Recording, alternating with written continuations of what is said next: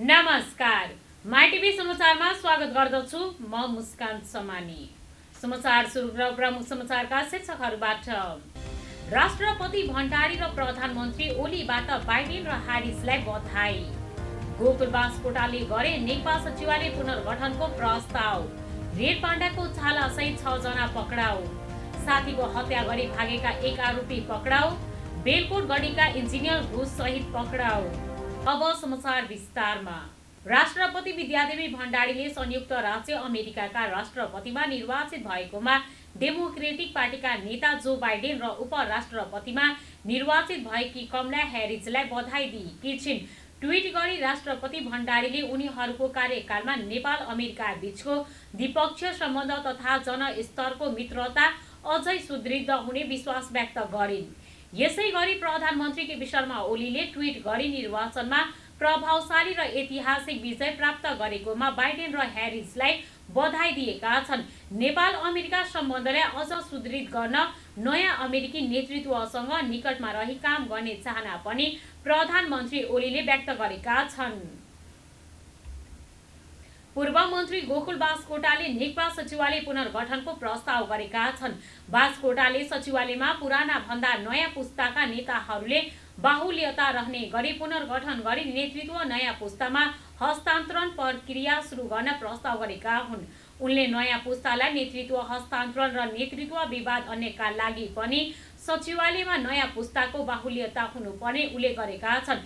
बास्कोटाले ट्विटमा लेखेका छन्, नयाँ पुस्तालाई नेतृत्व हस्तान्तरण गर्ने प्रक्रिया पार्टी सचिवालयमा पुराना भन्दा नयाँ पुस्ताका नेताहरूको बाहुल्यता रहने गरी सचिवालयको पुनर्गठनबाट सुरु गरौं। कम से कम 2 कार्यकालका झन्झटपूर्ण खेल खतम।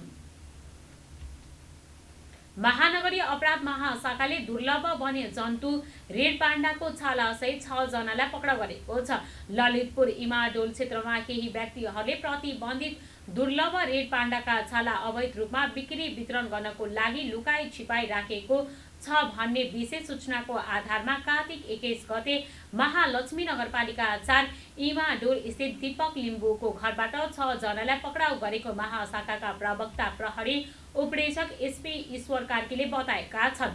पक्राउ पर्नेमा सिन्धुपाल्चोक जुगल गाउँपालिका 2 का 43 वर्षीय सुनिल गोले, बलेफी गाउँपालिका 4 का 24 वर्षीय प्रकाश तामाङ, भोजपुर ट्याम्के मयू गाउँपालिका 2 का 41 वर्षीय सनकुमार राई, खोटाङ्ग दिक्तेलका 18 वर्ष सोनम राई, ताप्लेजुङ्ग फटङ्ग लुङ्गका दीपक लिम्बू र सिन्धुपाल्चोक 3 पाटनका 24 वर्ष अम्बर बहादुर तामाङ रहेको महाशाखाले जनाएको छ। भारतबाट अवैध रूपमा नेपाल ल्याउँदै गरेको 20,000 मूल्य बराबरको पटाका मोरङ प्रहरीले बरामद गरेको छ। प्रहरीले सुनवर्ती नगरपालिका 8 बाट उक्त पटाका नियन्त्रणमा लिएको हो। प्रहरीले किङ्ग पटाका 7 बन्डल 350 प्याकेट र टर्की पटाका 3 बन्डल 150 प्याकेट नियन्त्रणमा लिएको हो। सिक्टा प्रहरी चौकीबाट गस्तीमा गएको प्रहरी टोलीले पटाका बरामद गरेको मोरङ प्रहरीले जनाएको छ। साथीको हत्या गरी फरार रहेका 1 आरोपीलाई प्रहरीले पक्राउ गरेको छ। मकवानपुरको बकैया गाउँपालिका 4 नयाँ दमारका 20 वर्षीय भीमराज भोलनलाई प्रहरीले शनिबार साँझ पक्राउ गरेको हो। शुक्रबार साँझ गाउँकै सीमात खोला किनारको फुटबल मैदानमा सोही गाउँका 20 वर्ष विकास वाइबा र भोलनको विवाद हुँदा भोलनले विकासमाथि कुकुरी प्रहार गरेको थियो। घटनापछि भागेका भोलनलाई जिल्लाका सबै नाकामा प्रहरी परिचालन गरेर खोज्ने क्रममा 27 घण्टापछि प्रहरीले पक्राउ गर्न सफल भएको हो। भोलन भागेर ललितपुरको बागमती गाउँपालिका 2 माल्टामा पुगेका थिए। स्थानीयले उनको गतिविधि शङ्कास्पद लागेपछि नियन्त्रणमा लिएर प्रहरीलाई जिम्मा लगाएका थिए। कञ्चनपुर प्रहरीले पेस्टोल सहित 3 जनालाई पक्राउ गरेको छ। पक्राउ पर्नेमा बेदकोट नगरपालिका 2 बस्न थला बस्ने 22 वर्षीय पारसमणि जोशी, पिपल थला बस्ने केदार विष्ट र कृष्णपुर नगरपालिका 5 बस्ने 26 वर्षीय दीपक भट्ट रहेका छन्। बेदकोट नगरपालिका 5 पोलखरी बस्ने 52 वर्षीय पुष्पकर बोहराको मृतकको घर नजिकै खेतमा तास खेलिरहेको अवस्थामा गत बुधबार साँझ आएका अपरिचित व्यक्तिहरूले तासको खालबाट नगद लुटपाट गरी भागेको घटनाको अनुसन्धान गर्दै जाँदा सो घटनामा संलग्न रहेको खुलेपछि उनीहरूले हतियारसहित पक्राउ परेको प्रहरीले जनाएको छ। प्रहरीका अनुसार उनीहरूको जुवा खालबाट 3,95,000 र 3 थान मोबाइल लुटेर भागेका थिए। जिल्ला प्रहरी कार्यालय र अस्थायी प्रहरी पोस्ट दैजीबाट खटिएको टोलीले उनीहरूलाई हतियारसहित पक्राउ गरेको कञ्चनपुरका एसपी मुकुन्द मरासिनीले जानकारी दिएका छन्। उनीहरूको साथबाट 1 थान म्यागजिन र 2 राउन्ड गोली बरामद भएको एसपी मरासिनीले बताएका छन्। घटनामा प्रयोग भएको C62263 नम्बरको मोटरसाइकल र 2 थान मोबाइल समेत प्रहरीले बरामद गरेको छ। घटना सम्बन्धमा थप अनुसन्धान भइरहेको प्रहरीले जनाएको छ। रूपन्देहीमा स्कुटर सिक्ने क्रममा दुर्घटना हुँदा एकजना सहप्राध्यापकको ज्यान गएको छ। तिलोत्तमा नगरपालिका 1 का करिब 50 वर्षीय डाक्टर शिव पौडेलको आइतबार बिहान स्कुटर सिक्ने क्रममा मृत्यु भएको हो। नयाँ स्कुटर किनेर सिक्ने क्रममा आफ्नै घरको कम्पाउन्ड वालमा ठोकिएर गम्भीर घाइते भएका पौडेललाई मणिग्राम स्थित क्रिम्सन अस्पतालमा लैजाँदै गर्दा बाटोमै मृत्यु भएको लुम्बिनी प्रदेश ट्राफिक प्रहरी कार्यालय बुटवलका प्रमुख डम्बर विकले पुष्टि गरे। बुटवल बहुमुखी क्याम्पसका नेपाली विषयका सहप्राध्यापक उनी हालै मात्र सहायक क्याम्पस प्रमुखका नियुक्ति पाएका थिए। नुवाकोट विद्युत 4 बट्टारबाट एकजना इन्जिनियरलाई अख्तियार दुरुपयोग अनुसन्धान आयोगको टोलीले घुस रकम सहित पक्राउ गरेको छ। बेलकोट गढी नगरपालिका इन्जिनियर पर्वत पौडेललाई अख्तियारको टोलीले 75,000 रुपैयाँ घुस सहित पक्राउ गरेको हो। एक मिठाई पसलमा बसेर सेवाग्राहीसँग विकास निर्माणको काम गरे बापत घुस लिँदै गर्दा पक्राउ परेको आयोगका प्रवक्ता तारानाथ अधिकारीले जानकारी दिनुभएको छ। उनका अनुसार पौडेललाई घुस खुवाउने कार्यमा रहेका एकजना बिचौलिया समेत पक्राउ परेका छन्। घुस रकम सहित पक्राउ परेका इन्जिनियर र अर्का युवकलाई काठमाडौँ लगी थप अनुसन्धान कार्य भइरहेको प्रवक्ता अधिकारीले बताएका छन्। घुस सहित पक्राउ परेका इन्जिनियर पौडेल बेलकोट गढी नगरपालिकाले करार सेवामा नियुक्त गरेका अस्थायी कर्मचारी हुन्। विकास निर्माणको कामको बजेट मिलाउन पौडेलले घुस लिएको बताइएको छ। मकवानपुरको बकैया गाउँपालिका 4 नयाँ दमारका 20 वर्षीय विकास बाइबाको हत्या गरेको आरोपमा प्रहरीले सोही ठाउँका एक युवकलाई पक्राउ गरेको छ। पक्राउ पर्नेमा सोही ठाउँका 20 वर्षीय नै भीमराज बोलन रहेका छन्। उनलाई जिल्ला प्रहरी कार्यालय मकवानपुर, इलाका प्रहरी कार्यालय ठिङ्गन र प्रहरी चौकी भट्टे डाँडा ललितपुरबाट खटिएको प्रहरीले शनिबार साँझ पक्राउ गरेको हो। सोही ठाउँको सीमा खुलाको बगल स्थित फुटबल चौरमा बसेर चुरोट खाइरहेका विकाससँग विवाद हुँदा भीमराजले साथमा बोकेको खुकुरी प्रहार गरी विकासको हत्या गरेको थियो। घटनापछि भीमराज फरार भएका थिए। उनी ललितपुरको बागमती गाउँपालिका 2 माल्टाबाट पक्राउ परेका हुन्। भीमराज उप कर्तव्य जाँच सम्बन्धी गसुरमा अनुसन्धान तथा आवश्यक कानुनी कारवाही थालेको जिल्ला प्रहरी कार्यालय मकवानपुरले जनाएको छ। सहकर्मीकै श्रीमतीसँग प्रेम सम्बन्ध राखी त्यसबारे पोल खुलेपछि साथीकै हत्या गर्ने व्यक्ति 1 वर्षपछि पक्राउ परेका छन्। मकवानपुरका मानकुमार थिङ्गलाई महानगरीय अपराध महाशाखाले पक्राउ गरेको हो। गत वर्ष 28 साउनमा उनले ललितपुरको गुहे पोखरी बस्ने उदयपुरका हरि खड्काको हत्या गरेका थिए। खड्का र तामाङ बीच सँगै मूर्ति बनाउने क्रममा चिनजान भएको थियो। हरिकी श्रीमती विष्णुसँग उनी नजिकेका थिए। मानबहादुर र विष्णु बीच म्यासेज आदान प्रदान भएको हरिले थाहा पाएपछि विवाद भएको थियो। त्यसपछि मानबहादुरले हरिलाई भेट्न बोलाएर कुटपिट गरी हत्या गरेका थिए। सो घटनामा संलग्न मृतककी श्रीमती विष्णुसहित धन्य भन्ने आरुष थिङ्ग, दीपक बमजम, राम बमजम तथा सागर बाइबालाई महानगरीय अपराध महाशाखाबाट खटिएको टोलीले पहिला नै पक्राउ गरिसकेको थियो। खुम्य अभियुक्त खड्का त्यसबेला भारत भागेका थिए। उनलाई निरन्तर खोजी गरी मकवानपुरबाट पक्राउ गरिएको महाशाखाका एसपी ईश्वर कार्कीले बताएका छन्। तास खेलिरहेको अवस्थामा चाङ्गु नारायणबाट 10 जना पक्राउ परेका छन्। शनिबार दिउँसो भक्तपुर नगरपालिका 2 कालो पाटीबाट तास खेलिरहेको अवस्थामा उनीहरूलाई पक्राउ परेका हुन्। पक्राउ पर्नेमा छाङ्गु नारायण नगरपालिका 2 दुवाकोट बस्ने 40 वर्ष नवराज श्रेष्ठ सहित 10 जना रहेका छन्। सोही ठाउँ स्थित तास खेलिरहेको भन्ने खबर प्राप्त हुन 7 महानगरीय प्रहरी परिसर भक्तपुरबाट खटिएको प्रहरीले उनीहरूलाई नगद 2,12,350 रुपैयाँ र 6 बुक्ता सहित पक्राउ गरेको हो। उनीहरूले पक्राउ गरी यस सम्बन्धमा थप अनुसन्धान भइरहेको प्रहरीले जनाएको छ। चितवनका विभिन्न स्थानमा मोटरसाइकल चोरी गर्ने तथा चोरीमा संलग्न 7 जनालाई प्रहरीले पक्राउ गरेको छ। जिल्ला प्रहरी कार्यालय चितवनले आज पत्रकार सम्मेलन गरी उनीहरूलाई सार्वजनिक गरेको हो। पक्राउ पर्ने मध्ये चोरी गर्ने 5 जना र चोरीको मोटरसाइकल खरिद गर्ने 2 जना छन्।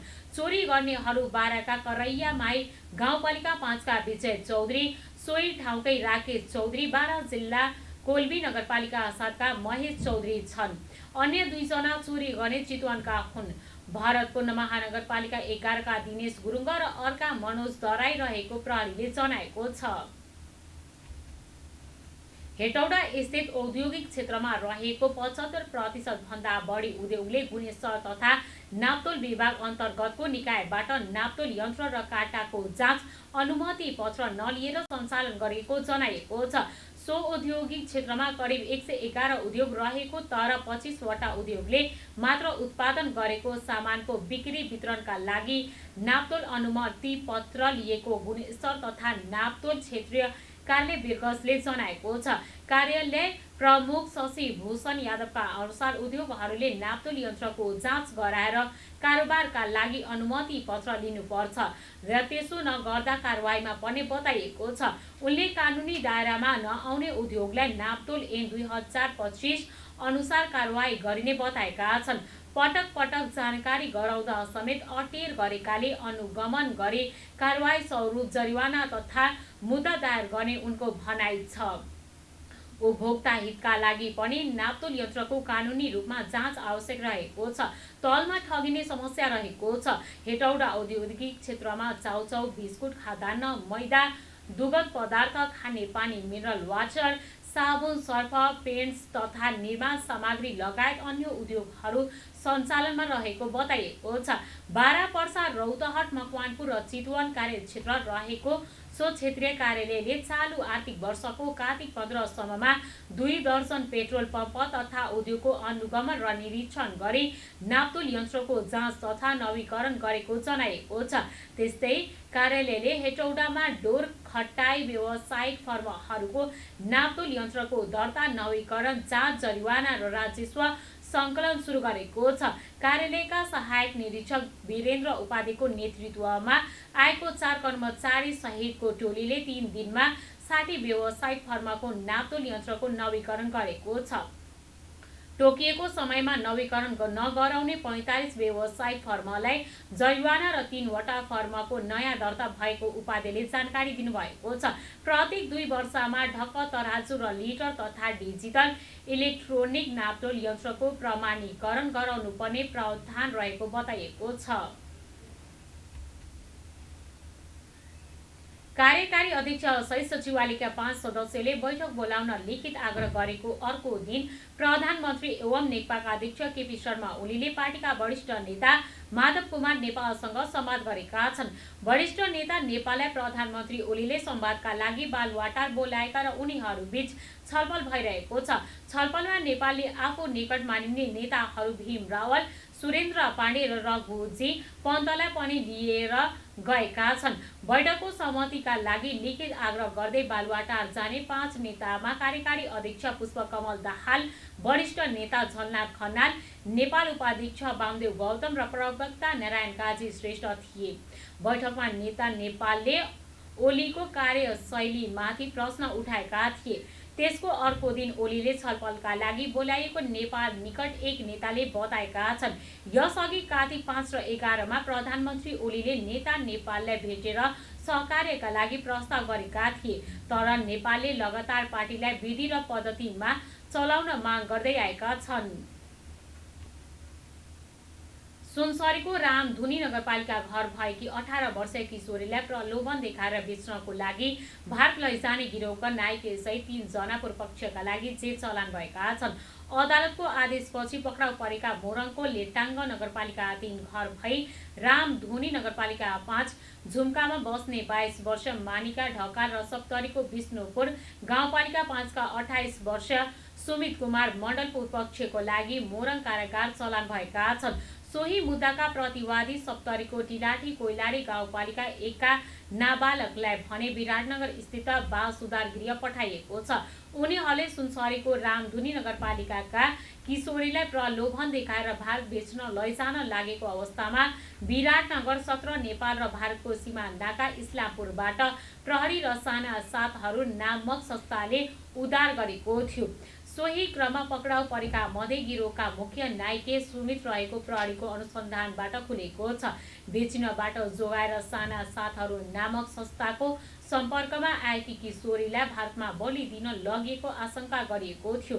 मानव बेचबिखन तथा ओसार पसार मुद्दामा पक्राउ परेका 3 जना अभियुक्तहरूलाई मोरङ जिल्ला अदालतका मुख्य न्यायाधीश मेदिनी प्रसाद पौडेलको इजलासले पूर्वपक्षको लागि थुनामा राख्न आदेश दिएको हो।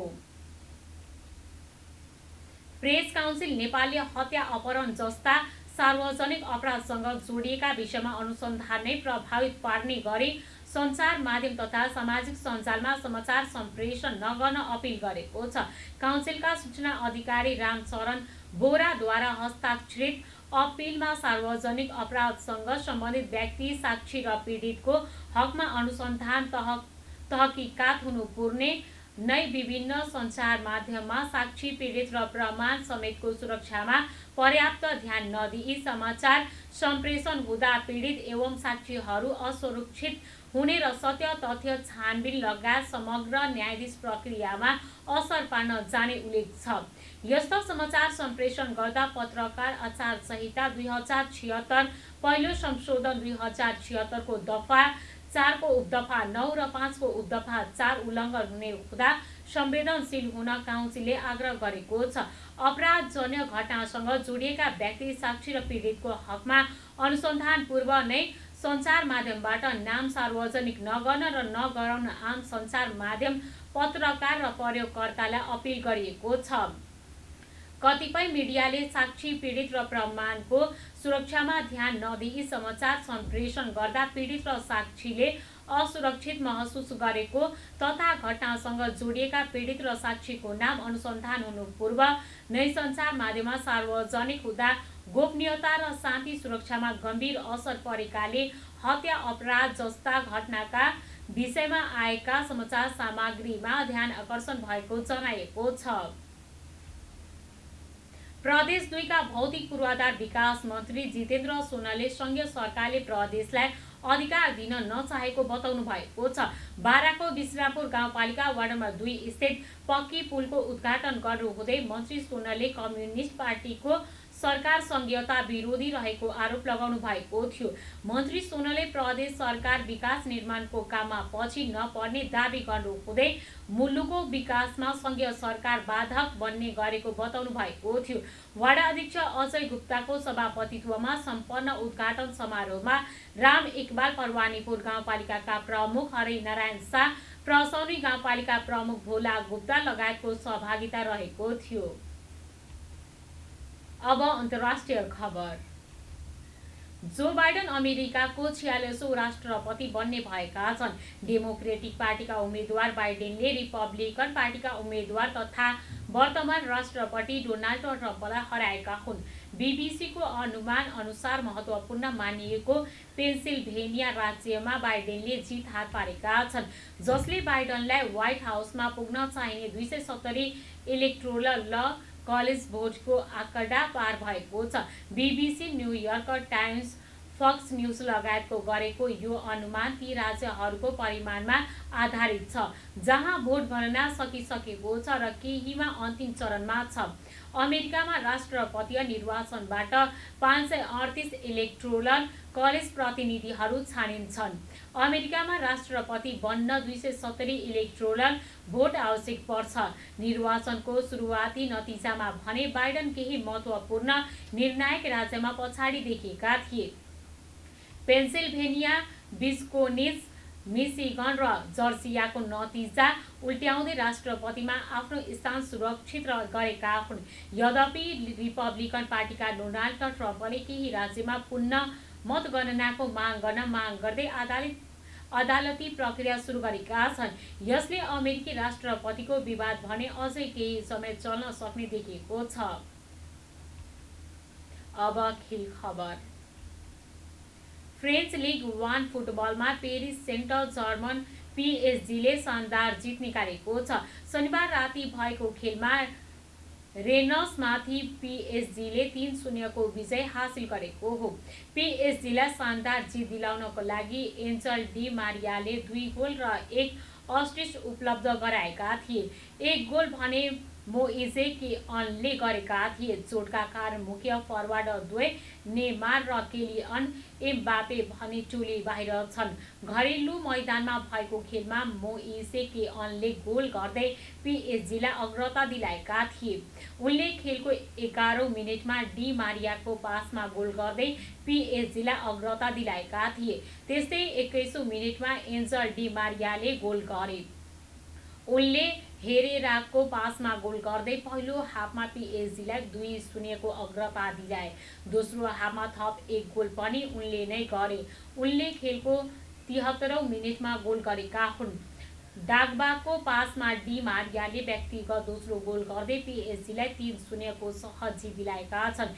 यस जितसँगै पीएसजीले 10 मध्ये 8 खेल जित्दा 2 खेलमा हार बेहोर्दै 24 अङ्क जोडेर तालिकाको शीर्ष स्थानमा छ।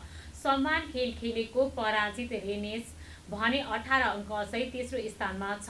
रेनेसले 10 खेल खेल्दा 5 खेलमा जित, 3 बराबरी र 2 खेलमा हार बेहोरेको छ। समाचारको अन्त्यमा प्रमुख समाचारका शीर्षकहरू पुनः एकपटक। राष्ट्रपति भण्डारी र प्रधानमन्त्री ओलीबाट बाइडेन र ह्यारिसलाई बधाई।